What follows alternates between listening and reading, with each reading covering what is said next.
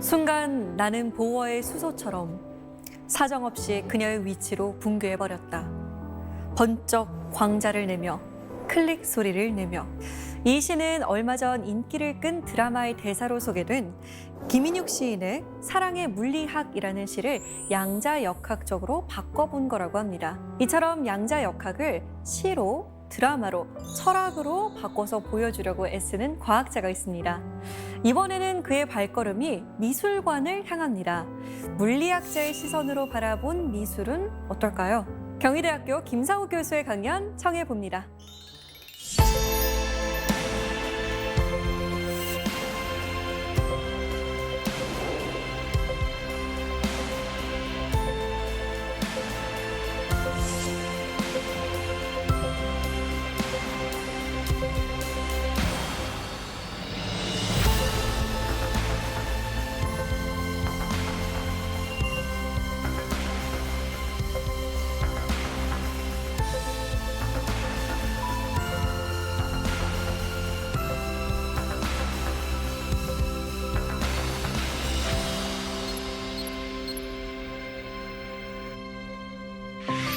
네, 반갑습니다, 교수님. 네, 안녕하세요. 네. 근데 교수님을 만나 뵈면 어쩐지 문과라서 죄송합니다, 문송합니다라고 해야 될 것 같아요. 문과라서 멋있습니다. 감사합니다. 사실 문과들은 이 공대생에 대해서 혹은 이과생에 대해서 뭔가 대단하다라는 생각이 좀 들 때가 있거든요. 그건 근데 몰라서 그러는 거겠죠, 그냥. 저희도 마찬가지로 그 문과생들을 보면 참 대단하다는 생각이 들어요. 네. 어떻게 한자를 그렇게 많이 아는지 모르겠고요. 아니 근데 사실 교수님은 이과생인데도 불구하고 문과생의 면모를 갖추고 계신 것 같아요. 철학하는 과학자라는 별명도 갖고 계시잖아요. 그런 이분법이 너무 싫어요, 사실은. 그러니까 그 원래 학문은 하나였는데 그걸 우리가 편의상 가리키는데 효율을 높이기 위해서 이렇게 부득이하게 나눠놓은 거라고 생각을 하거든요. 네. 그래서 사람이 처음부터 이 사람은 이과형 사람, 이 사람은 문과형 사람 이렇게 나누고 이야기하는 것 자체가 좀 불편하다는 생각이 들고요. 오늘 이야기도 아마 그런 맥락에서 제가 준비한 강연이 될 겁니다. 사실 저는 물리학자가 바라본 미술이라고 했을 때 나는 미술도 잘 모르는데 그러면 한 90%는 이해 못하겠구나라는 걱정도 했거든요. 미술을 이해하려고 하면 안 되지 않을까요? 미술은 느껴야죠. 그러니까 물리학자가 느끼는 포인트네요. 미술. 누구나 느낄 수 있으니까 네. 그렇게 보시면 편하게 보실 수 있을 것 같아요. 네, 그러면 저도 한번 교수님의 말씀에 따라서 제대로 한번 느껴보도록 노력하고 있겠습니다. 오늘 강연 잘 부탁드립니다. 네, 감사합니다. 네.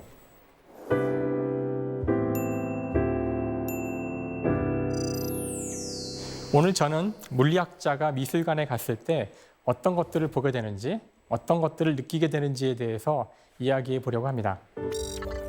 뭐가 보이시나요? 점이 보이시나요?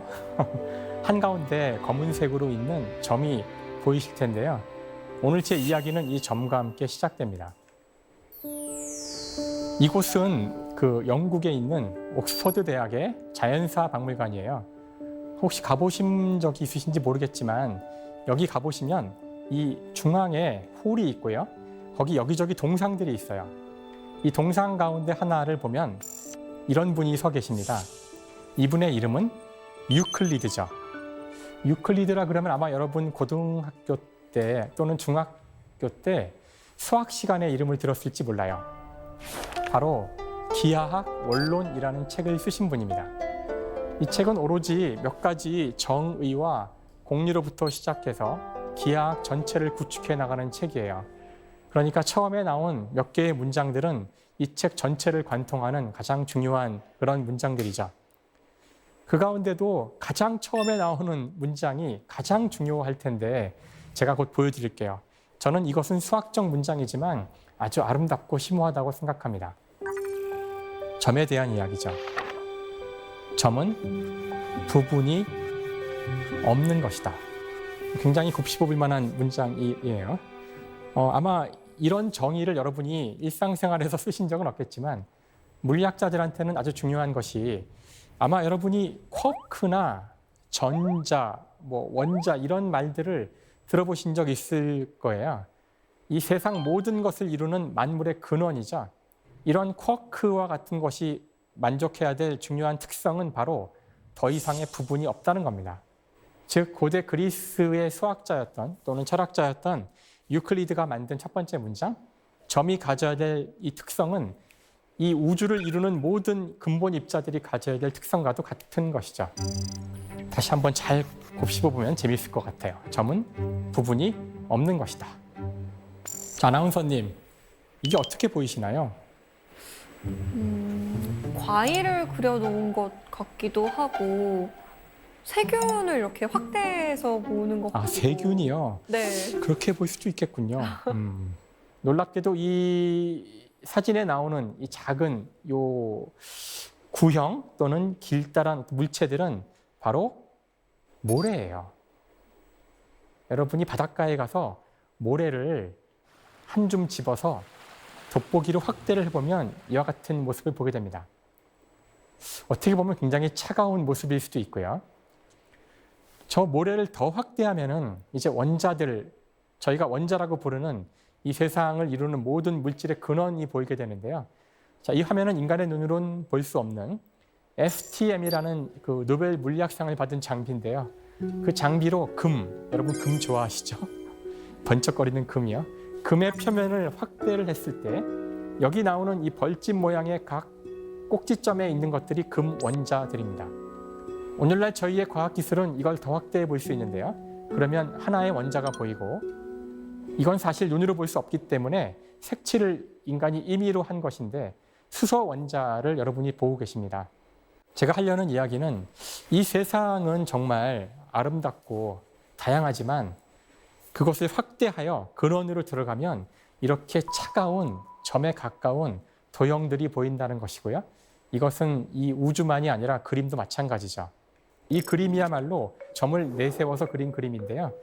바로 조르주 쉐라의 그림이죠. 오늘날 저희는 이 화풍을 점묘법이라고 부릅니다. 점만 찍어서 그림이 된다는 건데 지금 저희한테는 자연스러운 이야기지만 아마 처음 이 그림을 본 사람들은 굉장히 놀랐을 거예요. 자, 여기 이 그림의 한 부분을 제가 확대를 해볼게요. 삼원색의 점을 찍어서 사람을 그린 겁니다. 원래 그림은 붓으로 면을 색칠하는 것 아니었나요? 네, 그렇게 꼭 할 필요는 없다는 것이죠. 점만 찍어도 심지어 수많은 색이 아니라 몇 가지 근원이 되는 색의 점만 찍어도 충분히 복잡한 그림을 다 그릴 수 있다는 뜻입니다. 사실 이와 같이 저희가 확대를 해서 그림의 근원으로 들어가듯이 물질의 가장 근원으로 들어가면 원자가 보이죠. 사실 원자라는 아이디어는 물론 현대 물리학의 산물이기도 하지만 고대 그리스 철학자 데모크리토스가 처음 이야기한 것으로 알려져 있습니다. 즉 2500년 된 학설이죠. 데모크리토스가 이 원자를 이야기했을 때 놀랍게도 원자는 허무함을 나타내는 거였어요. 데모크리토스는 당연히 자연과학자가 아니었기 때문에 원자의 어떤 증거를 찾으려고 하진 않았고요. 이 세상 모든 것이 쪼개어지지 않는 부분이 없는 작은 입자들로 되어 있다는 것으로부터 놀라운 우리 인간의 어떤 의미를 찾습니다. 우리가 보기에 다양해 보이는 이 세상 모든 것이 사실은 아주 작은 입자인 원자로 되어 있고 우주에서 일어나는 모든 일들은 이 원자들이 단지 끊임없이 움직이며 붙었다 떨어졌다 하는 것에 불과하다는 겁니다. 사람은 죽으면 다시 원자로 산산이 부서져서 그 다음에 책상이 되기도 하고 의자가 되기도 하고 다른 생명체가 되기도 합니다. 하지만 개개의 원자들은 아무 의미 없이 자연 법칙에 따라 움직이고 있을 뿐이라는 거죠. 하지만 우리 어리석은 인간은 이 원자들의 움직임에 의미를 부여하고 가치를 부여하고 살아간다는 겁니다. 그것이 바로 이 원자론이 이야기해 주는 거죠. 아까 제가 보여드렸던 점묘법의 그림을 다시 한번 더 확대해서 보는데요. 이 그림은 더 이상 따뜻한 점묘법의 그림이라기보다는 어떤 차가운 도형들의 집합처럼 보이기도 합니다. 그냥 점들이 있을 뿐이죠. 데모크리토스가 얘기했던 이 우주의 모습과 비슷해요. 점들은 그냥 각자의 색깔을 가지고 어떤 특정한 위치에 놓여 있는 것뿐입니다. 쉐라의 또 다른 그림입니다. 이 그림이 아주 유명한 그림이죠. 실제로 크기도 굉장히 커요. 이 그림을 가서 보시면 너무나 아름답고 더군다나 부드럽게 느껴집니다. 왜냐하면 날카로운 직선으로 사람이나 사물이 둘러싸여 있지 않고 점으로 되어 있기 때문에 뭔가 몽환적인 뿌연 느낌이 나거든요. 그래서 우리가 이 쉐라, 점묘법의 그림들을 볼 때 언제나 부드러운 느낌을 받게 됩니다. 하지만 이런 부드러운 느낌은 그림으로부터 충분한 거리를 두고 떨어졌을 때만이 느낄 수 있는 감정이죠. 저희가 점묘법의 그림으로부터 부드러움을 느끼기 위해서는 일정 정도 거리를 둬야 한다는 뜻입니다.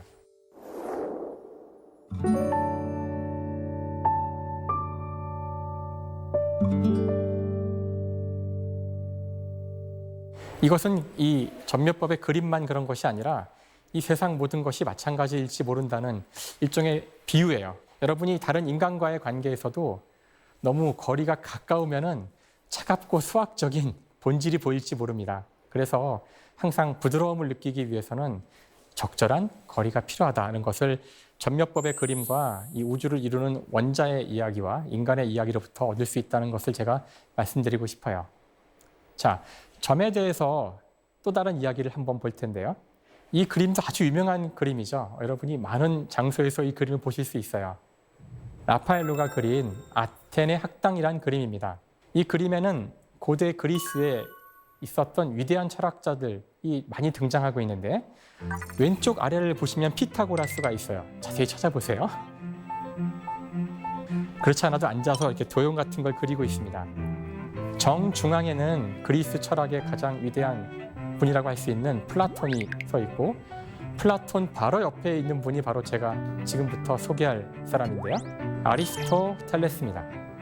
사실 근대 물리학, 근대 과학이 시작되기 이전까지 서양의 과학은 아리스토텔레스가 만든 과학이라고 해도 과언이 아닙니다. 아리스토텔레스의 이야기를 하지 않고서는 과학사에 대해서 한마디도 할 수가 없죠. 당연히 이 아리스토텔레스도 점에 대해서 이야기를 했습니다. 점은 크기가 없다는 것을 이미 유클리드가 이야기를 했고요. 여기서 재미있는 역설이 나오죠. 점을 모아서 온갖 종류의 도형을 만들 수 있죠. 즉 선은 점으로 되어 있고 면은 선으로 되어 있고 부피는 면으로 되어 있습니다. 그렇기 때문에 점이 모든 도형에서 가장 중요한 역할을 할 수 있었던 거죠. 그런데 아리스토텔레스는 의문을 가져요. 크기가 없는 점을 모아서 어떻게 크기가 있는 선이 나올 수 있을까? 그렇죠? 점은 크기가 없기 때문에 모아서 크기가 있는 선을 만들 수 없다는 이야기예요. 굉장히 심오한 이야기일 수가 있습니다. 자, 여기 제가 길이가 1이라고 할 텐데 정의를 할게요. 길이가 1짜리 선분을 준비했어요. 만약 이 선이 점들의 집합이라면 이 선을 계속 잘라서 점에 도달할 수 있어야 할 겁니다. 우선 이렇게 선을 반으로 자를 수 있겠죠? 이걸 또 자를 수 있을 거고요. 또 잘라보고 또 잘라보고. 여러분이 점을 얻기 위해서는 이렇게 자르는 것을 무한히 반복해야 할 겁니다. 자, 이걸 제가 간단한 수학적 기호로 쓸 텐데 많은 분들이 수학적 기호를 두려워하시기 때문에 미리 좀 경고를 드리고요. 너무 겁먹으실 필요 없어요. 네, 별거 아닙니다. 그렇죠? 별거 아니에요. x분의 1, 즉 1이라는 길이를 x로 나누겠다는 뜻이에요. 그런데 지금 본 것처럼 2배, 4배, 8배 이런 식으로 계속해서 무한히 나눠가겠다는 뜻입니다. 그래서 저 밑에 있는 팔자가 옆으로 누워있는 저 기호는 무한대라는 기호인데요. 이렇게 나누는 작업을 무한히 하라는 뜻이죠. 따라서 점을 얻기 위해서는 나누는 과정을 무한히 하는, 즉 무한과 점이, 크기가 없는 점이 서로 맞닿아 있다는 뜻입니다. 사실 이 무한이라는 것은 대단히 이상한 녀석이라서 여러분이 무한대를 가지고 조금 장난을 쳐보면 이상한 걸 발견하게 돼요. 여기 무한대를 나타내는 기호가 있고 또 무한대가 있어요. 이 두 개의 무한대를 더하면 뭐가 될까요? 2배의 무한대가 된다고요? 그냥 무한대가 되죠. 무한대 곱하기 무한대도 무한대입니다. 자, 그럼 무한대에서 무한대를 빼면 뭐가 될까요? 0이라고요? 0이 아니에요. 무한대에서 무한대를 빼면 답이 정해지지 않습니다. 무한대가 나올 수도 있고 유한한 값이 나올 수도 있고 0이 될 수도 있어요. 굉장히 이상하죠. 그래서 무한대를 처음 배우는 그 고등학교 학생들이 아주 괴로워합니다. 왜 괴로워하냐면은 이 무한대라는 것을 하나의 숫자로 생각하기 때문에 어려운 것이죠. 무한대는 숫자가 아니에요. 무한은 과정입니다. 과정을 나타내는 컴퓨터로 얘기한다면 알고리즘이죠. 그래서 사실 점은 명사가 아니라 동사입니다. 이것이 아리스토텔레스의 오류였던 거죠.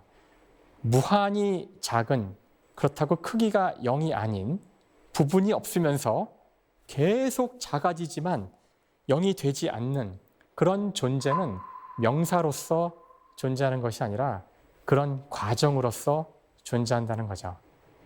그러면 선은 어떻게 만들어질까요? 역시 과정으로 만들어집니다. 선은 점이 움직여서 만들어집니다. 아까하고는 다르죠. 점을 모아서 선이 되는 게 아니라 점이 움직여서 선이 된다는 뜻이죠. 굉장히 심오한 문장이에요. 특히 물리학자들한테는 더구나 그렇습니다. 움직인다는 것은 기하학적인 내용은 아니에요. 여러분 수학 시간에 움직인다는 표현에 대해서 들어본 적 없으실 거예요. 삼각형이나 사각형은 그냥 있는 겁니다. 그림 속의 도형들은 그냥 있는 거죠. 움직인다는 것은 또 다른 개념을 필요로 합니다. 바로 시간이죠. 자, 여기 제가 보이는데요. 항상 자기 얼굴을 보면 좀 이렇게 웃음이 나와요. 저를 이제 제가 기술하려고 할 텐데 뭐 제가 얼굴이 어떻게 생겼 이런 것들은 물리학의 주제가 아니고요. 제가 어떻게 움직일 건지를 기술하려고 해요. 그러면 저희가 오늘 첫 번째 다루었던 말이 또 나옵니다. 모든 것은 점으로 되어 있습니다. 첫 번째로 과학자가 할 일은 제 몸에 점 하나 찍는 거죠. 보통은 제 몸에서 무게중심이라는 곳에 점을 찍습니다. 이 아랫배 어느 정도 어디쯤에 있게 되는데요. 여기가 무게중심이에요. 이제부터 저는 필요 없고요. 저 점만 있으면 됩니다. 저 점이 움직이는 것만 기술하면 모든 것을 알 수 있죠. 자, 볼까요? 저를 저 아래 갖다 놨는데요. 제가 움직일 텐데 저는 좀 마구 움직이는 특성이 있어서 네, 이렇게 움직였습니다. 붉은색으로 보이는 저 선이 바로 점이 움직여서 만들어낸 궤적이고요. 움직인다는 개념에는 시간을 필요로 하고요. 따라서 선은 점이 시간화된 형태입니다. 그래서 선은 사실 운동이죠. 더 놀라운 것은 물리는 운동입니다. 사실 물리학자들이 알아야 할 것은 물체의 운동에 대해서 선뿐입니다. 선을 아는 것이 물리를 아는 것이고 물리학자들은 오로지 선을 알기 위해서 모든 노력을 동원하는 사람들이죠. 저희는 선 찾는 사람들이에요. 모르셨죠? 저 선이야말로 운동을 기술하는, 운동에 대한 모든 정보를 다 담고 있는 것이죠. 많은 분들이 물리가 운동이라 그러면 또는 선을 물리라 그러면 그럴 리가? 물리는 더 괴롭고 어려운 과목이지. 저렇게 단순할 리가 없다고 생각하시는 분들이 있을지 모르는데요. 고등학교 때 물리 시간으로 한번 돌아가 볼까요? 이거 수능 시험 문제 가운데 하나 가져온 건데요. 전형적인 물리 문제죠. 포물선이라고 나오는 저 뒤집어진 저 곡선 보이시나요? 저 선을 여러분이 구하면 끝나는 겁니다. 저 선은 미사일의 궤적일 수도 있고요. 여러분이 집어 던진 유리잔일 수도 있습니다. 저 궤적을 물리학자들이 구할 수 있기 때문에 우리는 이 우주에서 움직이는 모든 것들의 운동을 예측할 수 있고 언제 일식이 일어날지 우리가 발사한 로켓가 몇 월, 며칠, 몇 시, 몇 분에 착륙할지를 알 수 있는 거죠. 이것이 물리과학이 우주를 예측하는 힘입니다. 결국 물리는 선에 대한 학문인 거죠. 그 중요한 선이라는 개념을 갖고서 제가 미술 작품을 하나 봤는데요. 이건 우리나라 사람의 작품이에요. 이대성 작가님께서 2019년에 그 수원시립 파크 미술관에서 전시했던 것인데요. 자, 이 작품은 어떤 느낌이 드시나요? 저는 좀 상처받은 마음 같다는 생각이 들었어요. 상처받은 마음이요? 네, 이게 좀 심장처럼 붉은색으로 이렇게 되어 있는데 다 뾰족뾰족하잖아요. 그래서 원래 사람이 상처를 받으면 굉장히 이제 예민해지고 공격하려고 하잖아요. 그런 마음을 표현한 건 아닐까라는 생각을 했는데요. 역시 문과적 감성으로 저는 차가운 얘기할 텐데 저는 아무 준비 없이 가서 이 작품을 봤어요. 일단 선이 보이시죠? 이 작품에 들어있는 놀라운 점들이 많지만 이 선은 하나예요. 지금 플라스틱으로 된 작품인데 하나의 선으로 되어 있습니다. 모두가 연결되어 있다는 뜻이고요. 또 하나는 45도에 가까운 뾰족뾰족한 형태로 되어 있습니다. 아마도 그것은 이 작품을 지금 공중에 띄워놓은 것인데요. 그 줄을 매달아야 되는 필요성도 있지만 저는 다른 의미가 있다고 생각을 했어요. 지금 이 작품은 중력에 거슬려서 공중에 떠 있습니다. 중력이 있는 방향은 굉장히 특별한데 우리가 사는 이 세상은 이 수평한 방향과 수직한 방향으로 나뉩니다. 여러분이 수평한 방향으로 움직일 때는 그렇게 큰 힘을 들일 필요가 없지만 수직한 방향으로 마음대로 움직이면 사람들이 놀라워서 눈이 둥그레질 텐데요. 왜냐하면 중력이라는 특별한 종류의 힘이 있기 때문에 그렇죠. 그래서 지금 여러분이 그림에 보시는 것처럼 이 수평 방향과 수직 방향은 물리학자들한테도 굉장히 중요한 차이를 갖는 두 개의 방향이죠. 하지만 제가 이것을 조금만 조작을 가하면 이 두 방향을 아주 평등하게 만들 수 있어요. 바로 이 수직한 두 방향을 45도로 이렇게 기울이기만 하면 이 두 개의 방향은 서로 각자 수직과 수평을 50%씩 품고 있는 평등한 방향이 됩니다. 이런 것들을 수학에서는 단순한 그 축의 변환이라고 부르는데요. 지금 보여드린 미술 작품은 이렇게 45도 틀어진 선들의 집합으로 되어 있죠. 이 선들은 따라서 평등합니다. 저한테는 그렇게 보이죠. 45도의 이 평등함, 중력장하에서 45도의 평등함은 바로 우리 인간을 나타내는 한자에도 표현되어 있습니다. 사람 인자라는 이 글자는 두 사람이 서로 기대고 있는 모습을 나타냈다고 하는데요.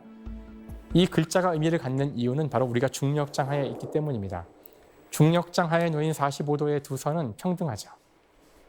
그래서 저는 저 작품에서 인간이 보였어요. 자, 이제 저 작품을 뒤에 돌아와서 역광, 햇빛을 등지고서 보니까 아까와는 달리 이젠 검붉은 색으로 보이더라고요. 즉 이것은 피라고 저는 느껴졌다는 뜻이에요. 하나의 핏줄이 인간의 형태를 가지고 끊임없이 이어지는 최초의 인간, 아프리카에 살았을 최초의 인간으로부터 지금 나까지 이어지는 어떤 인간의 피의 연결을 보여주는 그런 그림, 그런 작품이 아닐까? 멋있지 않나요? 이런 이제 해석을 저의 해석이에요. 써서 제가 이제 제 페이스북에 포스팅을 했는데 작가님이 이 글을 보고 오셔가지고 아주 좋아하셨어요. 그 물리학자가 미술품을 즐기는 하나의 방법이라고 할 수 있을 것 같아요. 그래서 선은 인생이기도 합니다. 저 작가의 작품으로부터 선이 또 하나의 의미를 갖는다는 것을 이번 기회에 배울 수가 있었죠. 사실 선은 뇌과학에서도 굉장히 중요한데요. 이 그림은 아주 유명한 카니자의 삼각형입니다. 이 그림을 아마 인공지능이나 아니면 굉장히 차가운 수학자에게 보여주고서 여기 뭐가 있냐고 물어보면 이런 답을 듣게 됩니다. 여기에는 한 부분이 잘려나간 원 3개가 있습니다. 이게 답이죠. 하지만 대다수의 인간에게는 여기에는 삼각형이 있는 것처럼 보이죠. 이것은 대표적인 착시 현상인데요. 왜냐하면 사람의 시각은 눈에 앞에 보이는 사물의 이 데이터들을 전묘법에 나오는 그림과 같이 점들로 그대로 뇌로 보내지 않습니다. 그러면은 뇌에서 너무나 많은 데이터를 처리해야 되잖아요. 그래서 뇌로 들어가기 직전에 이미 벌써 1차로 정보에 대한 가공이 일어나는데 그때 중요한 것은 이 눈앞에 보이는 이 풍경으로부터 선들을 추출하는 겁니다. 1차로 추출된 선들에 대한 정보가 얻어지면 그것을 뇌로 보내서 뇌에서는 그 선으로 둘러싸인 어떤 특별한 형상을 기억과 비교하여 그것이 무엇인지를 판별하게 되죠. 그래서 인간은 무조건 선을 찾습니다. 선이 없어도 선을 봅니다. 그래서 사실 선은 인생일 뿐만 아니라 우리 인간이 세상을 지각하는 방식이기도 하죠. 그래서 우리가 그렇게 몇 개의 선으로도 많은 의미를 찾을 수 있는 겁니다. 저는 이 그림을 보고 깜짝 놀랐어요. 이건 불과 4개의 선으로 되어 있는데요. 사람의 뒷모습이에요. 누구든지 알 수 있습니다. 이게 무엇을 의미하는지. 이 그림은 사실 그 유명한 피카소가 그린 건데요. 우리 인간이 얼마나 적은 정보만으로도 세상을 이해할 수 있는지를 보면서 놀랄 때가 있는데 그 이유는 우리가 선으로 세상을 파악하기 때문입니다. 그렇기 때문에 이런 종류의 그림을 그릴 수 있는 거죠. 인공지능이 이 그림을 이해하려면 엄청나게 많은 데이터를 필요로 할 겁니다. 시간을 필요로 할 거고요. 하지만 인간은 보는 즉시 아는 거죠. 인간이 최초에 그렸던 그림들이 라스코 벽화에 남아 있습니다. 수만 년 전에 그렸던 그림들이죠. 거기 가보시면 당연히 선으로 수많은 그 동물들의 모습과 인간의 모습이 그려져 있죠. 당연히 인간은 선으로부터 시작합니다.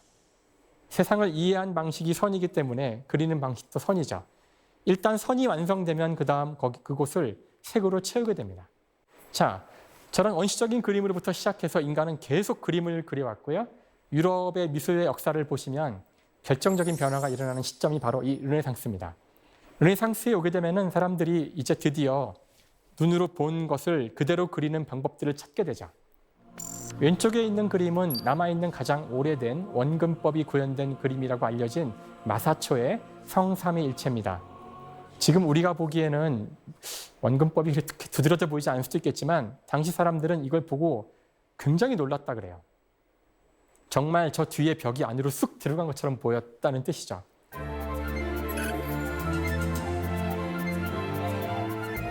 그런가 하면은 알브레이트 뒤러 같은 화가는 오른쪽 그림과 같은 토끼의 정밀화를 그립니다.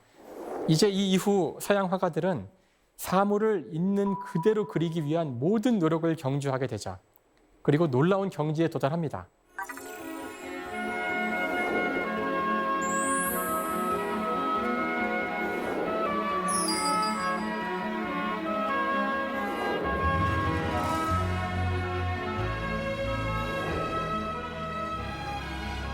하지만 이들이 곧 엄청난 그 위기에 봉착하게 되는데요. 여러분 다 알고 계시는 사진기입니다. 19세기 초반 과학기술의 발전으로 사진기가 나오자 아마 사물을 있는 그대로 그리려고 했던 당시 화가들은 경악을 했을 겁니다. 아니, 내가 아무리 열심히 노력을 해도 사진기만큼 그릴 수 없는데 그림을 그린다는 것이 우리 화가들에게 어떤 의미가 있을까? 사실 과학기술은 지금도 우리에게 비슷한 질문을 던지고 있죠. 네, 여기 나오신 분의 이름은 아인슈타인이죠. 오른쪽에 있는 그 논문은 그 유명한 상대성 이론의 논문입니다. 20세기 초 아인슈타인은 지금까지 우리가 운동에 대해 알고 있었던, 우주에 대해 알고 있었던 모든 상식이 옳지 않다는 것을 알려주죠. 시간과 공간이 막 뒤틀어지고 움직이는 사람한테는 시간이 느리게 가고 이런 말도 안 되는 이야기들을 하게 됩니다. 그렇지 않아도 사진기로 마음이 편치 않았을 예술가들에게 그들이 보고 있는 이 세상이 보는 그대로가 아니라는 것까지 알려주기 시작한 겁니다. 당시 아인슈타인의 이론을 소개하는 많은 책들이 나왔는데요. 그 가운데 여기 나온 이분께서 에스프리 조프리라는 사람인데요. 이분이 썼던 책 가운데서 보시면은 오른쪽에 복잡한 도형들이 나오죠. 아인슈타인의 상대성 이론은 4차원이라는 아주 복잡한 시공간 좌표에서 기술이 됩니다. 사람의 눈으로는 볼 수 없어요. 사람은 3차원밖에 볼 수 없는데요. 그것을 비주얼라이즈, 즉 눈으로 볼 수 있게 하기 위해서 그린 그런 그림들이에요. 놀랍게도 이 책을 읽었던 한 화가는 책의 내용은 전혀 이해할 수 없었지만 이 책에 나오는 이 장면을 보고 깊은 인상을 받았답니다. 눈에 보이지 않는 4차원을 여러 방향에서 보아서 모아서 이해하려는 이 노력, 사실은 하나의 물체를 보기 위해 여러 방향에서 보는 건데요. 그 방법밖에 우리 인간이 4차원을 이해할 수 있는 방법이 없거든요. 그리고서 이 사람은 4차원이 아니라 3차원조차도 여러 방향에서 한꺼번에 보아서 2차원에 늘어놔야지만 제대로 이해할 수 있는 것이 아닐까 하고서 그림을 그리게 됩니다.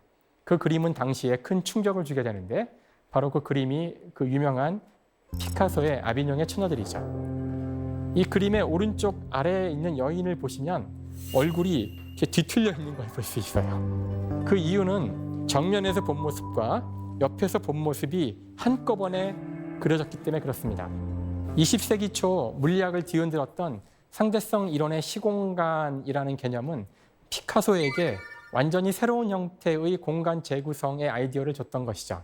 사실 그 시대의 과학뿐만 아니라 기술조차도 당대를 살았던 수많은 예술가들에게 엄청난 충격을 줍니다. 여기 나온 이 분은 마르시엘 듀샹이라는 분인데요. 이분은 굉장히 기술에 관심이 많았다고 해요. 어느 날 그 과학기술 박람회를 갔다 오면서 했던 말인데요. 야, 이제 회화는 망했어. 저 프로펠러보다 더 멋진 걸 누가 만들어낼 수 있겠어? 지금 우리가 보기엔 프로펠러가 멋지지 않겠지만 만약 여러분이 지금 생전 처음 에펠탑을 본다면은 비슷한 감탄사를 내뱉을지 몰라요. 와, 저렇게 멋있는 거대한 구조물이 있다니. 하늘을 날아가거나 아니면 저희가 처음 드론을 봤을 때도 비슷할 수 있고요. 그런 과학기술의 경이로운 모습을 보면서 예술가들이 만들 수 있는 것보다 과학기술 그 자체가 더 멋있다고, 더 아름답다고 하는 그런 탄사를 내뱉은 거죠. 실제 이 마르시엘 듀샹의 그림들을 보시면은 이 그림의 제목은 보지 않으면 상상도 할 수 없는 제목입니다. 신부. 자, 이 신부가 어느 신부인지도 모르시겠죠? 결혼을 앞둔 신부입니다. 저는 보고 한 번에 알 것 같긴 했는데요.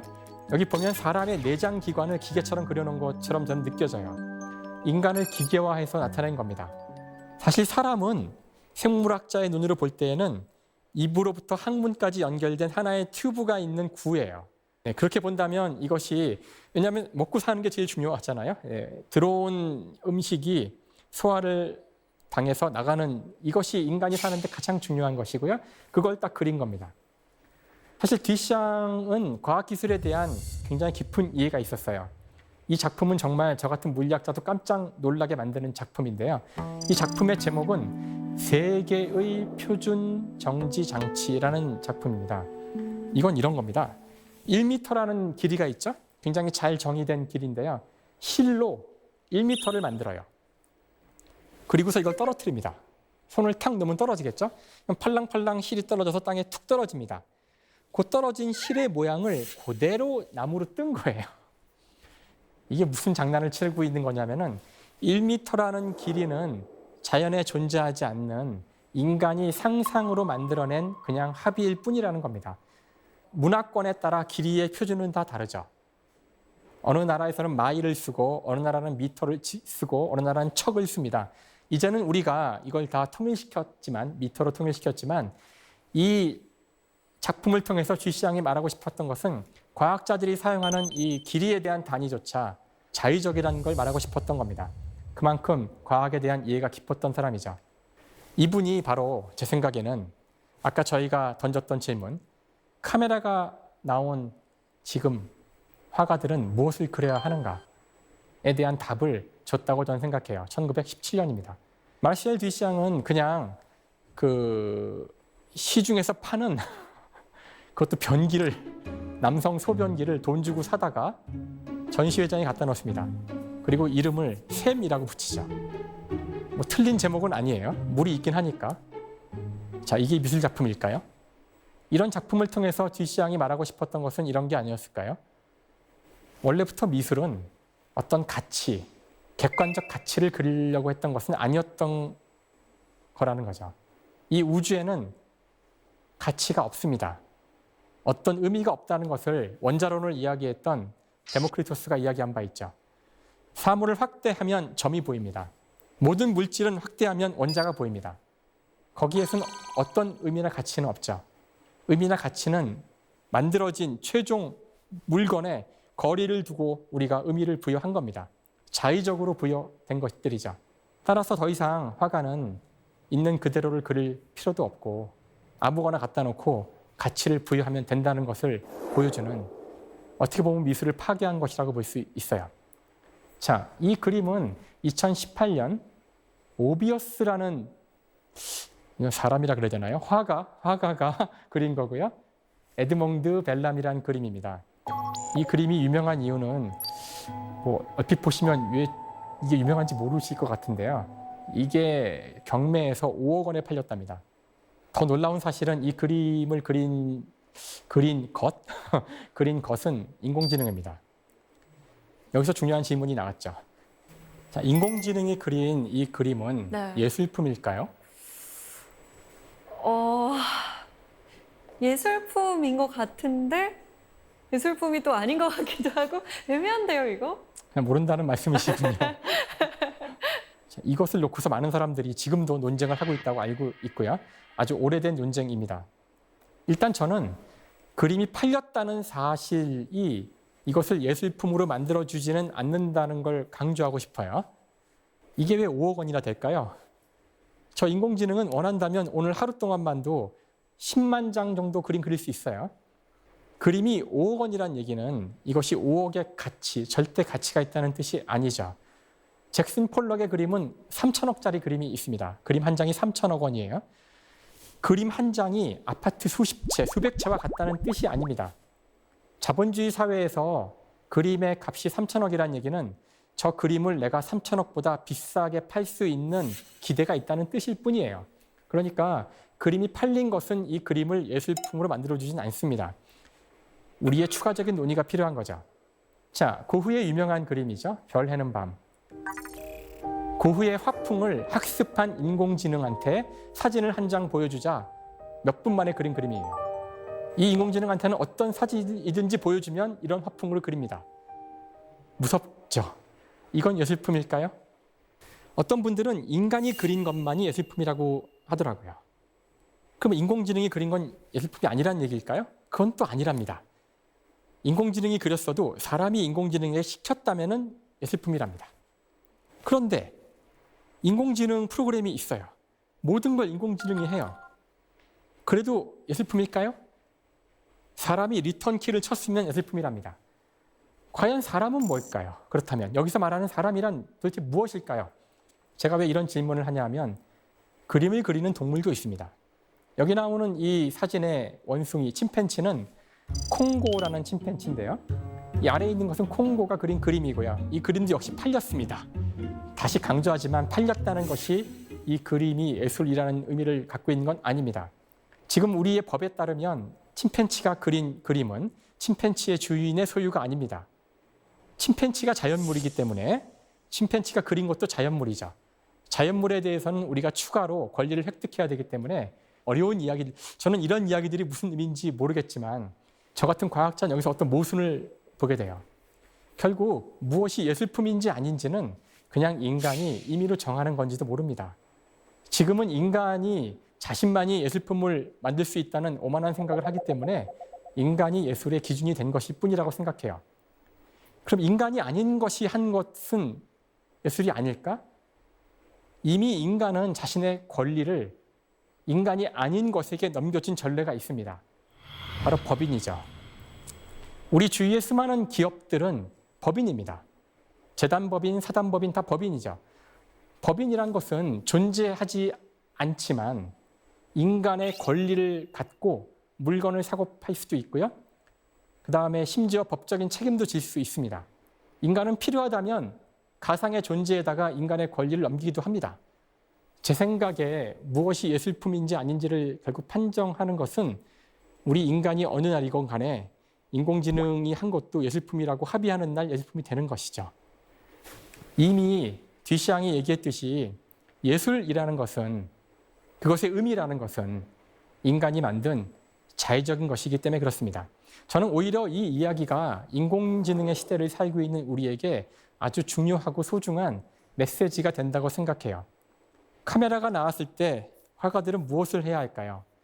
그냥 하던 대로 그림 그리면 됩니다.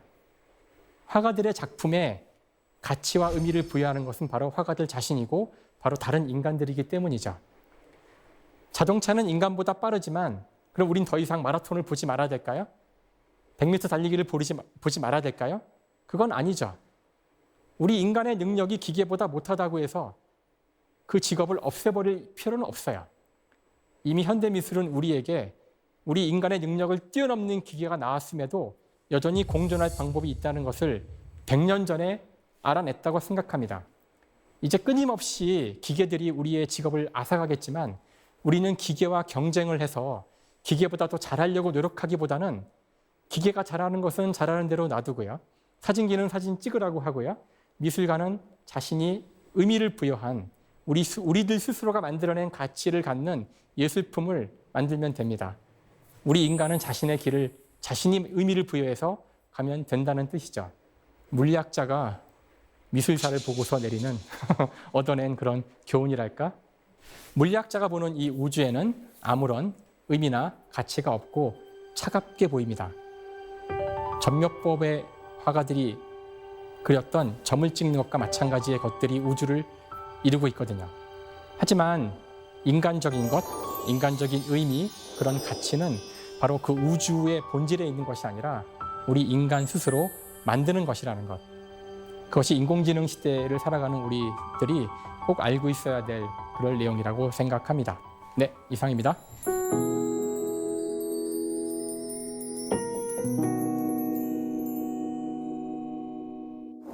네, 강연 잘 들었습니다, 네, 교수님. 감사합니다. 교수님 이야기를 듣다 보니까 정말 아는 만큼 보이는구나라는 생각이 들더라고요. 근데 저는 물리학을 알지 못하기 때문에 그 물리학자의 시선으로 바라보는 교수님의 시선이 참 탐났어요. 드릴까요? 주실 드릴 수가 수만 없네요. 있다면. 자, 저희가 교수님께 질문을 좀 받아봤습니다. 한번 볼까요? 먼저 정승호 씨의 질문 보겠습니다. 안녕하세요, 교수님. 저도 유학을 고민하고 있는 대학원생입니다. 교수님께서는 독일에서 공부하셨는데 유학으로 얻은 것은 무엇인가요? 그리고 기회가 된다면 유학은 가는 것이 좋을까요? 독일에서 공부를 하고 오셨는데 유학을 통해서 얻을 수 있는 건 무엇인지 또 유학을 추천하시는지 물어보셨어요. 일단 보통 이야기하는 유학은 뭐 석사학위나 박사학위를 하러 외국 나가는 것을 이야기하는데요. 네. 저 같은 경우는 박사학위까지는 국내에서 했고요. 독일에 갔었던 것은 연구소에 간 거예요. 그러니까 일을 하러 간 거죠, 사실은. 일을 하러 간 거라서 지금 아마 질문하신 취지하고는 조금 다를 수가 있는데요. 네. 이 질문이 좀 민감한 질문이기도 해요. 한국에서 교수를 하고 있는 입장에서 학생들이 와서 유학을 가야 되는지 물어봤을 때 유학을 가라고 그러면은 국내에서 공부하지 말라는 뜻으로도 읽힐 수가 있어서 대단히 이제 좀 미묘한 문제긴 한데 네.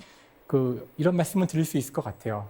분명한 사실은 특히 자연과학, 물리학도 마찬가지지만 자연과학이 탄생한 곳이 유럽과 저 서양이고요. 그다음에 지금 현재도 과학의 주류를 끌어가고 있는 많은 그룹들이 다 유럽과 미국에 있기 때문에 기회가 된다면 해외에 나가서 공부하는 게 물론 좋을 거라고 생각해요. 또 한 가지 중요한 고려 사항은 외국에 나간다는 것이 단순히 가서 공부만 한다는 뜻이 아니거든요. 가서 사는 겁니다. 그러니까 자신이 과연 해외에 나가서 그 문화 속에 그 사람들과 함께 자기의 젊은 시절을 같이 잘 지낼 수 있을지도 고려를 하셔야 돼요. 제가 아는 많은 사람들이 그 부분에서 실패를 한 경우도 꽤 있었기 때문에 그러니까 공부라는 것은 가서 앉아서 책만 보는 게 아니란 뜻이에요. 네. 그래서 이런 것들을 다 종합적으로 고려하셔서 판단을 쉬운 문제는 아니라서 제가 뭐가 좋다고 쉽게 답을 할 수는 없고요. 예, 교수님은 독일에서 일을 하실 때 뭐 적응하기 힘든 부분 없으셨어요? 전 너무 좋았어요. 아, 정말요? 가고 싶었기 때문에 네.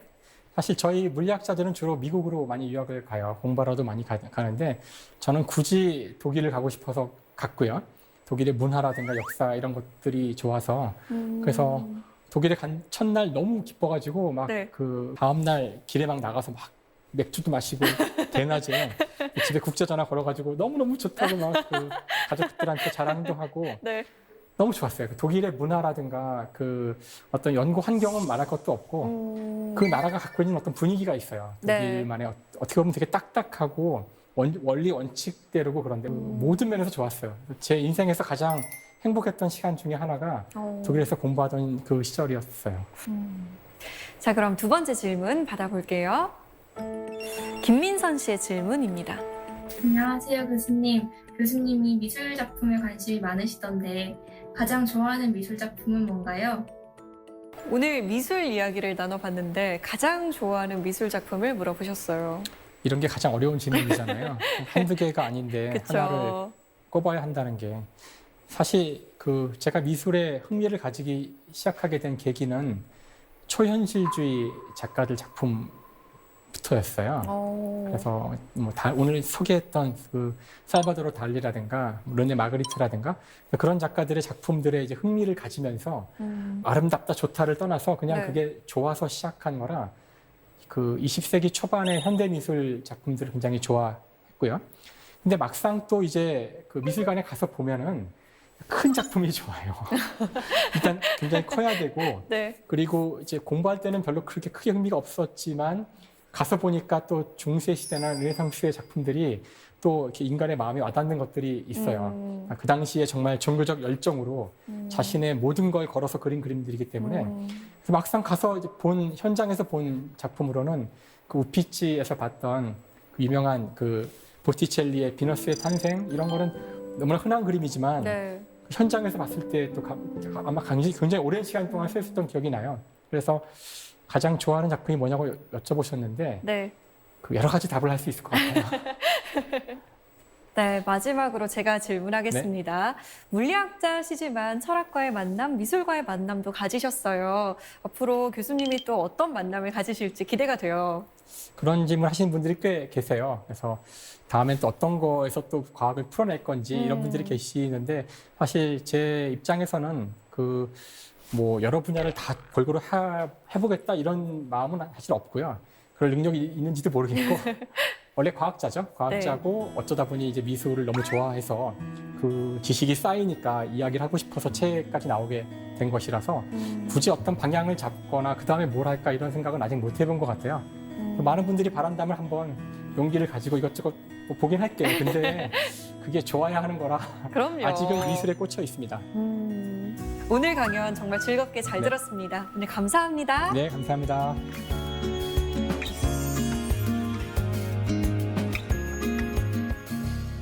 참나무의 작은 씨앗 하나를 쪼갰을 때 그 안에는 우리가 주목할 가치가 있는 것이 아무것도 없는 것처럼 보인다. 하지만 그 씨앗의 미세한 배 안에는 커다란 참나무가 담겨 있다. 인도의 문다카 우파니샤드의 글입니다. 보이지 않지만 이미 우리 몸에 새겨진 놀라운 미래, 그 미래를 꿈꾸는 그런 오늘을 보내시길 바랍니다. 사색의 공동체 스미다. 저희는 다음 시간에 찾아오겠습니다.